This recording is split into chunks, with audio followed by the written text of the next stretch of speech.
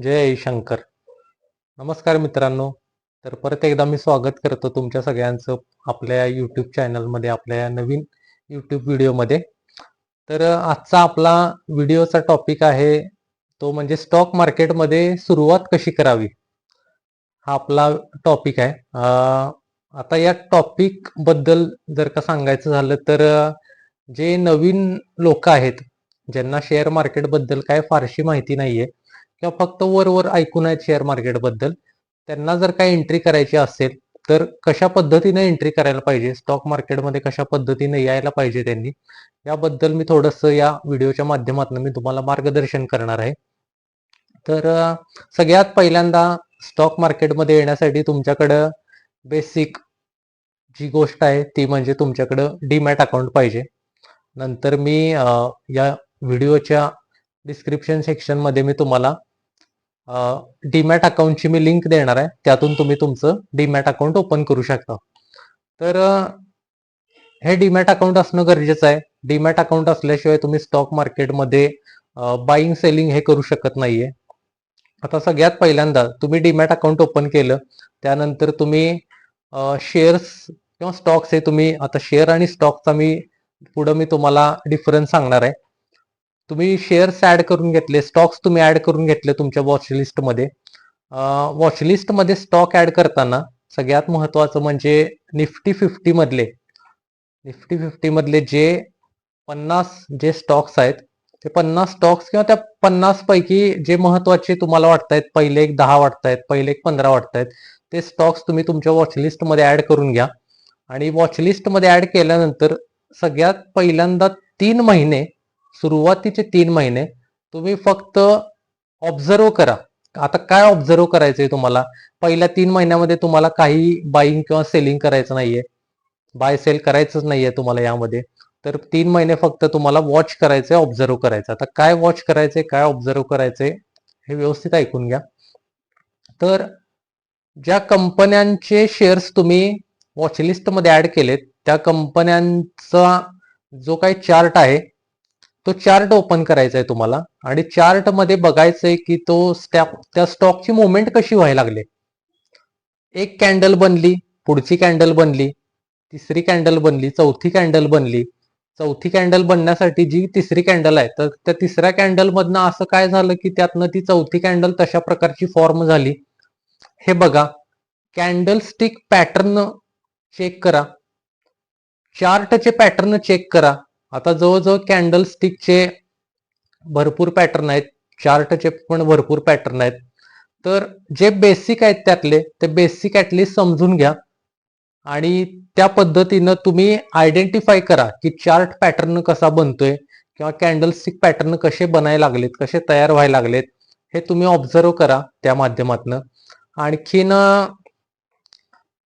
सगळ्यात महत्वाचं म्हणजे ज्या वेळेला तुमचे 3 महिने कंप्लीट होतील, हे ऑब्झर्वेशनचे किंवा हे वॉच करण्याचे जे 3 महिने कंप्लीट होतील, त्यानंतर जेव्हा तुम्ही ऍक्च्युली बाईंग किंवा सेलिंग करायला लागाल, तर बाय किंवा सेल करताना कुठल्याही प्रकारच्या टिप्स ब्लाइंडली फॉलो करू नका तुम्ही.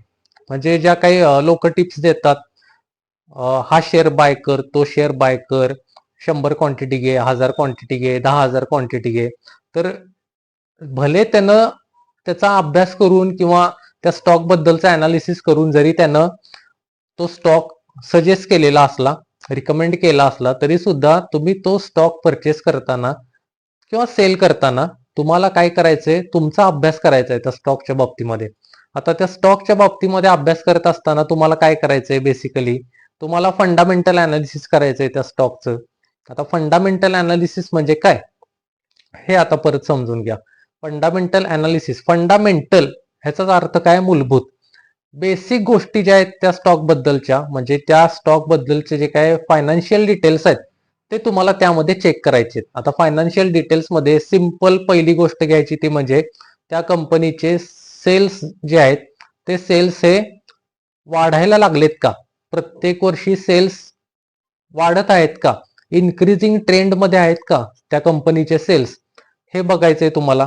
त्या कंपनीचा रेव्हेन्यू हा इन्क्रीजिंग ट्रेंड मध्ये आहे का, त्या कंपनीचा नेट प्रॉफिट हा वाढत आहे का, quarter on quarter, year on year, प्रत्येक वर्षी, प्रत्येक तिमाही ज्याला म्हणतो, 3-3 महिन्यानं त्या कंपन्यांचे सेल्स हे वाढत चाललेले आहेत का, प्रॉफिट वाढत चाललेले आहेत का, रेव्हेन्यू वाढत चाललेला आहे का, हे बघा. त्या कंपनीचा लोन कसा आहे ते बघा. त्या कंपनीवर लोन किती किती आहे, कितपत आहे लोन त्या कंपनीवर, हे तुम्ही चेक करा. लोन वाढता आहे का, का लोन किंवा डेट कमी कमी करत आणलेला आहे त्या कंपनीनं, हे सुद्धा चेक करा. त्या कंपनीचा PE ratio, price earning ratio, हे काय आहे हे चेक करा. ते माहिती करून घ्या पहिला. पीई रेशो म्हणजे काय असते ते पहिला माहिती करून घ्या. तो पीई रेशो चेक करा कंपनीचाही चेक करा, आणि ती कंपनी ज्या सेक्टर मधली आहे त्या सेक्टरचा पण पीई रेशो काय हे बघा. तर या सगळ्या गोष्टी तुम्हाला काय करायच्यात, फंडामेंटल अनालिसिस मध्ये या सगळ्या गोष्टींचं तुम्हाला अनालिसिस करायचं आहे. पुढचा अभ्यासाचा पार्ट असतो तो म्हणजे टेक्निकल अनालिसिस. आता टेक्निकल अनालिसिस म्हणजे काय आहे, टेक्निकल अनालिसिस मध्ये तुम्हाला त्या शेअरचा किंवा त्या स्टॉकचं तुम्हाला सपोर्ट, रेजिस्टन्स लेवल ह्या तुम्हाला प्रॉपरली ड्रॉ करता आल्या पाहिजेत. नक्की तो स्टॉक किंवा तो शेअर हा कुठल्या लेवलला सपोर्ट घेतोय, वरती जातोय, थटतोय म्हणजे तिथं कुठंतरी रेजिस्टन्स आहे त्याला, ती रेजिस्टन्स लेवल तुम्हाला मार्क करता आली पाहिजे. ते सपोर्ट रेजिस्टन्स हे टेक्निकल अनालिसिस मध्ये येतं. त्यानंतर पॅटर्न कुठले कुठले बनतायत त्या चार्ट वरती हे बघा. एम पॅटर्न बनतोय, डब्ल्यू पॅटर्न बनतोय, त्यानंतर कप अँड हँडलचा पॅटर्न बनतोय का, फ्लॅग अँड पोलचा पॅटर्न बनतोय का, तर कुठल्या प्रकारचा पॅटर्न त्या चार्टवर बनत आहे हे तुम्हाला माहिती असायला पाहिजे. त्यानंतर पुढची गोष्ट म्हणजे आता सपोर्ट रेजिस्टन्स झालं, चार्ट पॅटर्न झालं, कॅन्डलस्टिक पॅटर्न हे सुद्धा टेक्निकल अनालिसिस मध्ये येतं. कॅन्डलस्टिक पॅटर्न मध्ये ती कॅन्डल कुठल्या प्रकारची तयार झालेली आहे, हॅमर कॅन्डल आहे का, इन्व्हर्टेड हॅमर आहे का, शूटिंग स्टार आहे का, मॉर्निंग स्टार आहे, बुलिश एनगल्फिंग आहे, बेरिश एनगल्फिंग आहे का, कुठल्या प्रकारची कॅन्डल ती तयार झाली आहे, हे कॅन्डलचा टाईप किंवा त्या कॅन्डल बद्दलची माहिती सुद्धा तुम्हाला असणं गरजेचं आहे, की जेणेकरून तुम्हाला लक्षात येईल की नेक्स्ट कॅन्डल ही कशी बनणार आहे किंवा नेक्स्ट त्या शेअरची मुवमेंट ही कशी असणार आहे, हे तुम्हाला त्या पॅटर्न वरनं लक्षात येऊ शकेल. तर या सगळ्या गोष्टी या असतात टेक्निकल अनालिसिस मध्ये असतात. आता बऱ्याच जणांचा हा प्रश्न असतो की सुरुवात किती रुपयानं करायची, शेअर मार्केटमध्ये सुरुवात किती रुपयानं करायला पाहिजे, किंवा सुरुवातीला कॅपिटल किती असायला पाहिजे, पैसा किती लावायला पाहिजे, तर किती पैशाची गरज असते सुरुवातीला स्टॉक मार्केटमध्ये एंट्री केल्यानंतर. तर सुरुवातीला अगदी मी म्हणतो की 1 रुपयापासून सुद्धा तुम्ही सुरुवात करू शकता. म्हणजे 1 रुपये अशासाठी मी म्हणतोय की स्टॉक मार्केटवर काही कंपन्या अशा आहेत की ज्यांची शेअर प्राइस अगदी पैशामध्ये सुद्धा आहे. 1 रुपये पण मी जास्तच बोललो. काही कंपन्यांची शेअर प्राइस ही अगदी पैशामध्ये सुद्धा आहे. 40 पैसे, 50 पैसे, 60 पैसे, 70 पैसे, त्यामध्ये सुद्धा तुम्ही त्या कंपनीचे शेअर्स घेऊ शकता. 1 रुपयाला, 2 रुपयाला, 5 रुपयाला. पण माझं एक सजेशन तुम्हाला असं आहे की जे हे पेनी स्टॉक्स आहेत, हे पेनी स्टॉक्स तुम्हाला काय करायला पाहिजेत, अवॉइड करायला पाहिजेत. तुम्ही लांब राहावा या पेनी स्टॉक्स पासून. कारण जे 5 रुपयाला, 10 रुपयाला पेनी स्टॉक्स त्याला म्हणतात, जे अगदी 2-4 रुपयाला, 5-10 रुपयाला, 15-20 रुपयाला मिळतात, त्यांना पेनी स्टॉक्स असं म्हणतात. तर या पेनी स्टॉक्स पासून तुम्ही काय करायला पाहिजे, थोडंसं लांब राहायला पाहिजे. का? आता का ह्याचं उत्तर देतो मी, का लांब राहायला पाहिजे. कारण पेनी स्टॉक्स मध्ये मुवमेंट नसती. फॉर एक्झाम्पल, मी एक्झाम्पल एक सांगतो तुम्हाला. समजा एखाद्या कंपनीचा शेअर प्राइस एक 5 रुपये आहे, तर त्या कंपनीच्या शेअर प्राइस जी 5 रुपयाची 10 रुपये व्हायला 6 महिने जातील, 8 महिने जातील, 10 महिने जातील, वर्ष जाईल. तर तुमचा पैसा विनाकारण त्या कंपनीच्या शेअरमध्ये अडकून पडतो. त्यामुळं त्यामध्ये मुवमेंट जास्त नसते. त्यामुळं असे पेनी स्टॉक्स हे काय करायला पाहिजेत, तुम्हाला अवॉइड करायला पाहिजेत. आणि बरेचसे पेनी स्टॉक्स असे असतात की ते झिरो पण होऊ शकतात, म्हणजे अगदी परत पैशामध्ये सुद्धा जाऊ शकतात. 10 रुपयाचा शेअर आहे तो अगदी परत 5 रुपयाला, 3 रुपये, 2 रुपये, म्हणजे डाऊन ट्रेंड मध्ये सुद्धा तो जाऊ शकतो परत. त्यामुळे पेनी स्टॉक्स हे शक्यतो तुम्हाला काय करायला पाहिजेत, अवॉइड करायला पाहिजेत. आणि शेअर घेताना शक्यतो ज्या शेअरची प्राइस ही 100 रुपये आहे, किमान 100 रुपये म्हणतोय मी, मिनिमम 100 रुपये ज्या शेअरची प्राइस आहे, अशा शेअर पासून तुम्ही काय करा, एंट्री करा तुमची. तसे शेअर्स बाय करा. पण ते शेअर्स बाय करत असताना सुद्धा तुम्हाला त्या कंपनीचं ते पण ब्लाइंडली तुम्हाला बाय करायचं नाहीये. तुम्हाला त्याचे फंडामेंटल आणि टेक्निकल अनालिसिस करूनच तुम्हाला काय करायचंय त्याच्यामध्ये एंट्री करायची. कारण हार्ड अर्नड मनी तुम्ही त्याच्यामध्ये काय करताय, ट्रेडिंगला किंवा इन्व्हेस्टिंगला तुम्ही वापरताय तुमच्याकडचा. त्यामुळं तुम्हाला त्याचं पूर्ण अनालिसिस करून, स्टडी करून, त्याचा अभ्यास करूनच तुम्हाला त्या शेअर्समध्ये एंट्री करायची आहे. ओके, आता मग अशी मी सांगितलं त्याप्रमाणे शेअरमध्ये आणि स्टॉकमध्ये फरक काय. समजा तुमच्याकडं रिलायन्स, टाटा पॉवर, TCS असे 3 कंपन्यांचे मी म्हणतो स्टॉक्स आहेत तुमच्याकडे. 3 कंपन्यांचे रिलायन्स, TCS आणि टाटा पॉवर या 3 कंपन्यांचे तुमच्याकडे मी म्हणतो स्टॉक्स आहेत.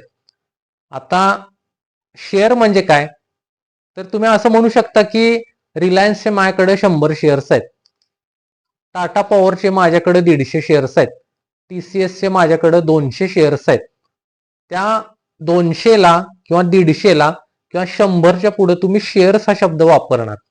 स्टॉक हा शब्द तुम्ही कधी वापरणार, एखादी पर्टिक्युलर किंवा स्पेसिफिक कंपनी जर का तुमच्याकडे असेल तर तुम्ही त्या कंपनीसाठी तुम्ही स्टॉक हा वर्ड यूज करणार तिथं. हा बेसिक फरक आहे स्टॉक आणि शेअर या 2 कन्सेप्टमध्ये. हा बेसिक डिफरन्स आहे त्यामध्ये. त्यामुळं परत एकदा मी रिपीट करतो की तुम्हाला पेनी स्टॉक्स पासून तुम्हाला काय करायचंय, लांबच राहायचंय. आता आत्ताच्या घडीला सुद्धा काही कंपन्यांचे शेअर्स हे 100च्या आत जरी असले तरी त्या कंपन्यांचं फंडामेंटल चांगलं आहे, टेक्निकल चांगलं आहे. त्यामुळं त्याचा अनालिसिस करूनच तुम्हाला एंट्री त्याच्यामध्ये तुम्हाला करायची असेल तर तुम्ही करू शकता. पण थोडासा रिस्क फॅक्टर त्याच्यामध्ये इन्व्हॉल्व्ह आहे. कारण ओव्हरऑल हे शेअर मार्केटच पूर्ण रिस्की असं जगातलं सगळ्यात रिस्की असा प्लॅटफॉर्म हा शेअर मार्केटचा आहे. त्यामुळं त्याच्यामध्ये एंट्री करत असताना, कुठल्याही स्टॉकमध्ये एंट्री करत असताना किंवा कुठल्याही कंपन्यांचे शेअर्स खरेदी करत असताना तुम्हाला रिस्क घ्यावीच लागते, हे लक्षात घ्या. रिस्क घेतली तर रिवॉर्ड मिळतो. तुम्ही रिस्कच घेतली नाही तर तुम्हाला रिवॉर्ड काय मिळणार नाही, तुम्हाला प्रॉफिट मिळू शकत नाही. त्यामुळे थोडीफार रिस्कही घ्यावीच लागते आणि जर का तुम्हाला प्रॉफिट मिळवायचा असेल तर. तर अशा पद्धतीनं तुम्ही काय करू शकता, शेअर मार्केटमध्ये एंट्री करू शकता. आता एंट्री केल्यापासून ते अगदी शेवटपर्यंत म्हणजे जोपर्यंत तुमची जर्नी सुरू आहे तोपर्यंत तुम्हाला काय करावं लागतं, तुमचा अभ्यास, तुमचं अनालिसिस हे तुम्हाला कंटिन्यू ठेवावंच लागतं. कारण असं होणार नाहीये की आज मी फक्त अभ्यास केला, आज मी फक्त अनालिसिस केलं आणि एखादा स्टॉक घेतला, मी समजा एखाद्या कंपन्यांचे शेअर्स मी बाय केले आणि मला इथून पुढे मला अनालिसिस करायची गरजच नाहीये, असं नाहीये. अनालिसिस तुम्हाला तेव्हा सुद्धा करावं लागतं ज्या वेळेला तुम्ही तो स्टॉक हा होल्ड केलेला असतो. कारण होल्ड किती दिवसापर्यंत किंवा किती महिन्यापर्यंत करायचा हे तुमच्या माइंडमध्ये फिक्स असतं. मग त्याच्या अगोदर सुद्धा त्या शेअरमध्ये काहीतरी अप अँड डाऊन मुवमेंट होऊ शकते.